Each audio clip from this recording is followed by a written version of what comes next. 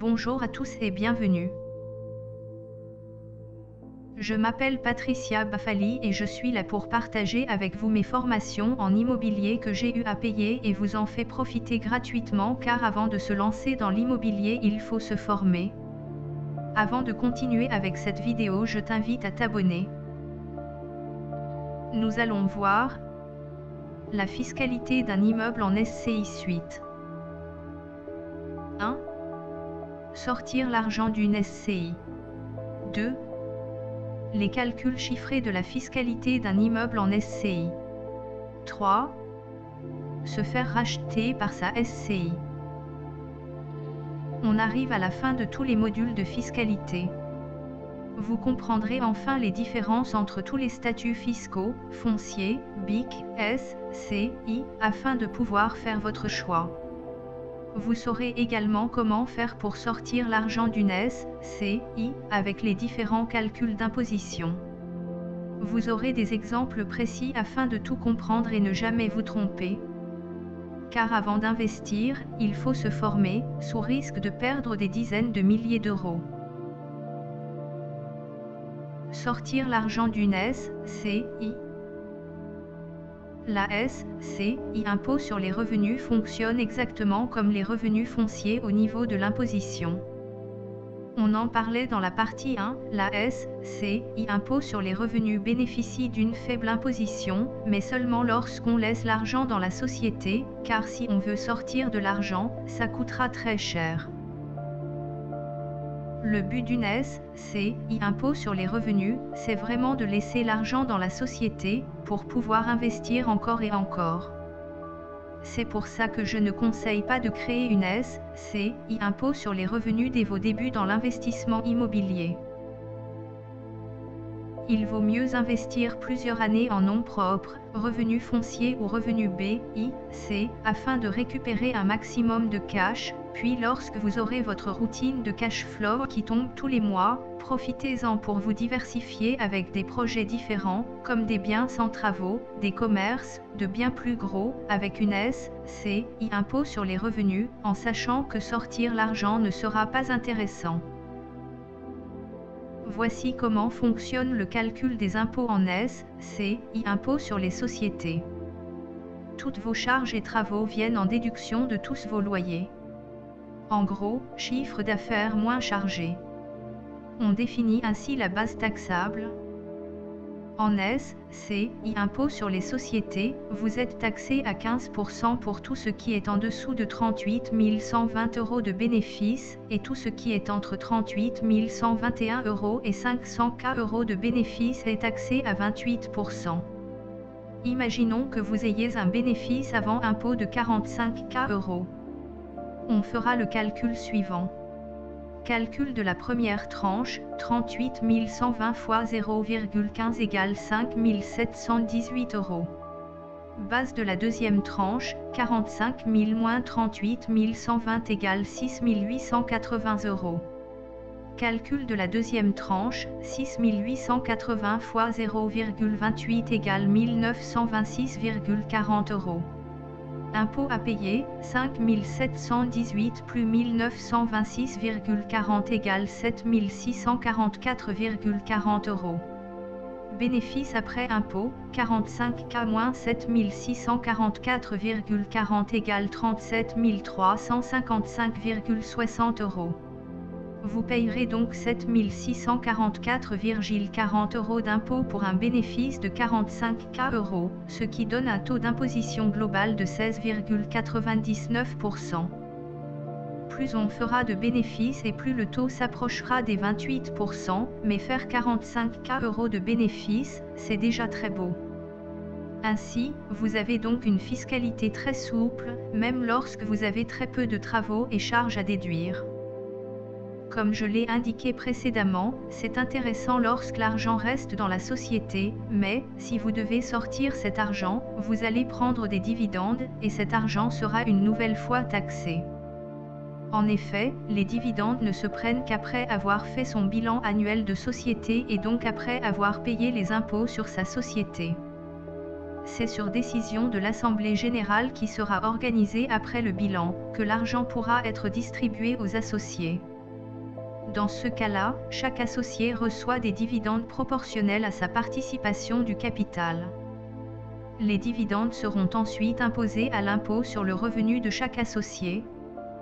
Avant, il y avait une imposition peu avantageuse lorsqu'on avait une grosse TMI, désormais, depuis l'ère Macron, c'est la flat tax. C'est-à-dire que vous êtes taxé à 30%. Dans notre exemple, sur les 45 000 € de bénéfices, il reste donc 37 355 € après impôt. Si vous souhaitez sortir la totalité des 37 355 €, l'argent sera une nouvelle fois imposé. Calcul de la flat tax, 37 355 € fois 0,30 égale 11 206,50 €. Ce qui reste dans votre poche, 37 355 € moins 11 206,50 égale 26 148,50 €. Il restera donc dans votre poche, 26 148,50 € pour 45 000 € de bénéfices de base. Ce qui donne un taux d'imposition global, impôt sur les sociétés plus flat tax, de 42%. Vous voyez que laisser l'argent dans la société est plus avantageux, ainsi, vous payez peu d'impôts sur les sociétés, vous pourrez donc réinvestir à nouveau. Si vous prenez de l'argent, vous ne pourrez donc plus ou en tout cas beaucoup moins investir en immobilier, et en plus, vous serez beaucoup plus taxé sur le global. Vous comprenez ainsi l'importance de laisser l'argent dans la société. À noter, si tous vos loyers sont comblés totalement par vos charges, ce qui arrive beaucoup la première année, même avec peu de travaux, puisque vous avez les frais de notaire, les frais d'agence, les frais de chasseur immobilier, qui peuvent passer en charge directement, donc ça comble très vite 1 ou 2 ans de loyer. Votre bilan ne sera donc pas positif, c'est bien, vous allez me dire, oui en effet, par contre, bilan non positif égale pas de dividende. Puisque la société n'a fait aucun bénéfice comptablement sur l'année, il n'est pas possible de prendre de dividendes, puisqu'ils sont uniquement calculés sur le bénéfice. Les calculs chiffrés de la fiscalité d'un immeuble en SCI. Vous avez en main les bases des différents types de SCI qui existent. Désormais, on va partir sur du concret pour bien comprendre l'importance d'avoir une SCI dans certains cas. Vous comprendrez que plus votre TMI est élevé, et plus il sera intéressant de faire une SCI, impôt sur les revenus pour de l'investissement sans travaux. Prenons 2 exemples complets qui montreront qu'il sera plus rentable d'être en nom propre dans un cas, et plus rentable d'être en SCI, impôt sur les revenus dans un autre cas. On va prendre la même personne avec les mêmes revenus du salariat. Nos 2 exemples porteront sur Victoria. Elle achète des immeubles depuis plusieurs années. Elle a une tranche marginale d'imposition à 45%. Elle fait environ 50 000 € de loyer meublé annuel. Exemple numéro 1. Victoria achète uniquement avec des travaux, elle a encore un stock de 200 000 € de charges travaux à déduire sur plusieurs années. Si elle était en nom propre, pour faire simple, elle ne payait aucun impôt pendant encore plusieurs années, car les charges et travaux combleront les loyers encore 4 ans au minimum, voire 5 avec les différentes charges et travaux qui arriveront durant cette période. Si elle était en SCI, impôt sur les sociétés, ce serait très simple également, elle ne payerait pas d'impôt. Ses charges et amortissements à déduire seraient plus conséquents que le total des loyers de l'année. Dans cet exemple numéro 1, il est inutile d'avoir une SCI, impôt sur les revenus si c'est juste pour une raison fiscale, puisqu'en nom propre, il n'y aura aucun impôt à payer. Avec sa SCI, comme elle n'aura pas fait de bénéfice, elle ne pourra pas sortir de dividendes comme on l'a vu plus tôt. Donc pour ce cas-là, le nom propre est beaucoup plus avantageux, puisqu'elle va avoir droit à un gros cash flow net dans sa poche. Exemple numéro 2.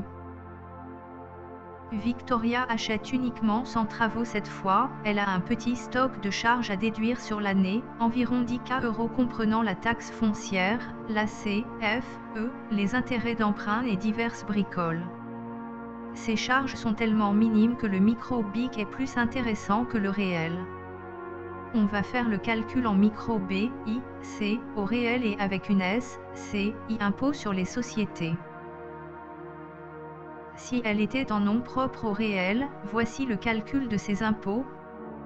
Calcul de la base taxable, 50K, loyer, moins 10K, charge, égale 40K. Calcul sur la TMI, 40K fois 0,45 égale 18 000. Calcul sur la CSG, 40K fois 0,172 égale 6 880. Impôt à payer TMI plus CSG, 18 000 plus 6 880 égale 24 880. Bénéfice après impôt, 40K moins 24 880 égale 15 220 €. Au réel, il restera 15 220 € dans sa poche après avoir payé les impôts. Si elle était en nom propre au micro-BIC, voici le calcul de ses impôts. Calcul de la base taxable après abattement, 50K fois 0,50 égale 25K €. Calcul sur la TMI, 25K fois 0,45 égale 11 250. Calcul sur la CSG, 25K fois 0,172 égale 4 300. Impôt à payer TMI plus CSG, 11 250 plus 4 300 égale 15 550. Bénéfice après impôt, 50K moins 10K, charge IMO, moins 15 550 égale 24 450 €. Au micro-BIC, il restera 24 450 € dans sa poche après avoir payé les impôts. Si elle était en SCI impôt sur les sociétés, voici le calcul des impôts de sa société.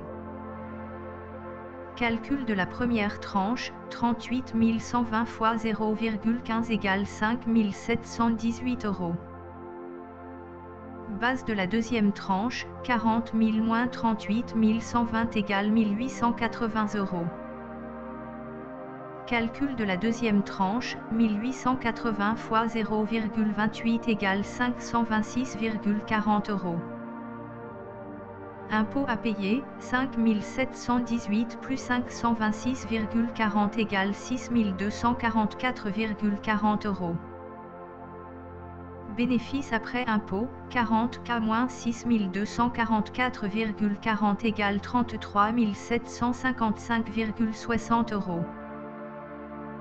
En SCI impôt sur les sociétés, il restera 33 755,60 € dans sa société après avoir payé les impôts de sa société. Dans cet exemple numéro 2, on remarque l'importance d'avoir une SCI impôt sur les revenus dans le cas où vous avez très peu de travaux à déduire et que votre TMI est élevé.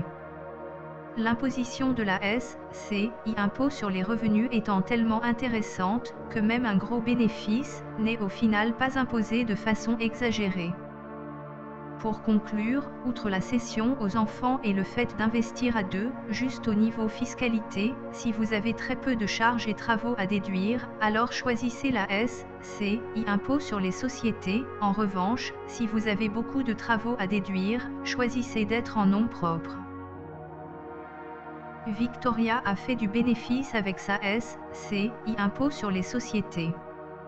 Je ne recommande pas de sortir de l'argent de la SCI impôt sur les sociétés, sinon, il sera plus compliqué de réinvestir s'il y a peu de cash, mais si elle le souhaite, elle va pouvoir prendre des dividendes. On va prendre l'exemple où elle prendrait tout son bénéfice, mais ce n'est pas obligatoire, elle peut prendre seulement une partie et laisser le reste dans la société. Voici le calcul. Calcul de la flat tax, 33 755,60 fois 0,30, 30% flat tax, égale 10 126,68. Calcul du restant, 33 755,60 moins 10 126,68 égale 23 628,92 €.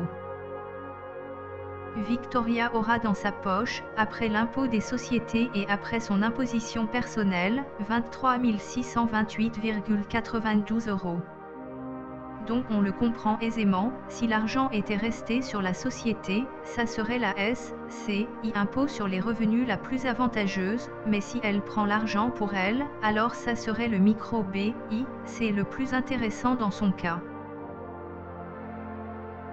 Vous venez de comprendre des calculs que peu d'investisseurs font avant de se lancer, et pourtant c'est primordial, car en fonction de la stratégie, réinvestir ou garder l'argent, l'approche d'investir en nom propre ou en SCI est totalement différente.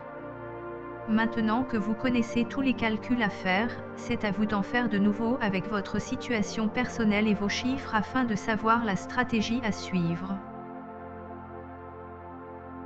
Se faire racheter par sa SCI. Vous achetez un bien en LMNP location meublée non professionnelle ou en nu, il va arriver un moment, au bout de quelques années, où vous n'aurez plus grand-chose à déduire, sûrement quelques travaux par-ci par-là, quelques charges, mais tellement peu que vous serez plus rentable en micro BI, c'est co-réel. À ce moment-là, vous pourriez avoir l'idée de revendre votre bien immobilier à une SCI que vous auriez créée pour l'occasion. Malheureusement, c'est une très mauvaise idée pour deux raisons. Il faut savoir que vous en nom propre et votre SCI seront deux entités différentes, donc si vous revendez à un autre investisseur ou à votre SCI, sachez que fiscalement, ça sera exactement la même chose. Voilà les raisons. Vous, personnellement, paierez la taxe sur la plus-value. En tant qu'investisseur rentable, vous allez sûrement revendre plus cher que votre prix d'achat, donc il faudra passer à la caisse. Vous, votre SCI, payerez des frais de notaire. Et oui, vous achèterez un bien, il faudra donc payer les frais de notaire. Le mieux sera donc de revendre votre bien pour acheter un nouveau bien pourri. Conclusion. Voilà, vous avez vu en détail les trois différents statuts fiscaux que vous pouvez choisir qui sont le revenu foncier, location nue, le revenu BI, c'est location meublée, et la SCI impôt sur les revenus, n'importe quel type de location. Trois types pour trois stratégies différentes. Plusieurs exemples vous ont expliqué ce qui est le plus intéressant ou non. Pour faire une conclusion finale sur la fiscalité, voici mon point de vue. Le revenu foncier et le revenu BI, sont à choisir en fonction de l'étude de marché de votre secteur. Si la location nue est préférable, choisissez ça, si le meublé est propice, alors choisissez-le. Le meublé sera plus intéressant fiscalement. Ces deux statuts seront intéressants si vous souhaitez sortir du cash flow rapidement pour réinvestir un maximum. Par contre, pour cela, il faut beaucoup de travail, car si vous n'avez pas beaucoup de travail, vous serez fortement imposé, surtout si vous avez une forte TMI. La SCI impôt sur les revenus sera plus intéressante si vous souhaitez garder les biens longtemps et que vous ne souhaitez pas sortir d'argent. L'argent restera dans votre société, mais comme vous serez faiblement taxé sur l'impôt des sociétés, vous pourrez réinvestir beaucoup avec votre SCI.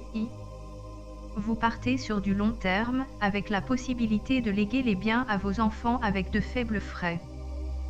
Le maître mot sera l'anticipation, car si vous souhaitez léguer vos biens dans 10, 20, 30 ans, il faudra acheter vos biens en SCI dès le début, sinon vous aurez de gros frais, comme on l'a vu un peu plus tôt.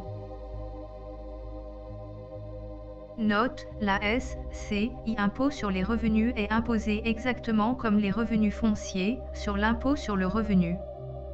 Son seul avantage, c'est son avantage fiscal sur les donations à vos enfants, femmes. Mais elle n'a pas les autres avantages de la SCI impôt sur les sociétés.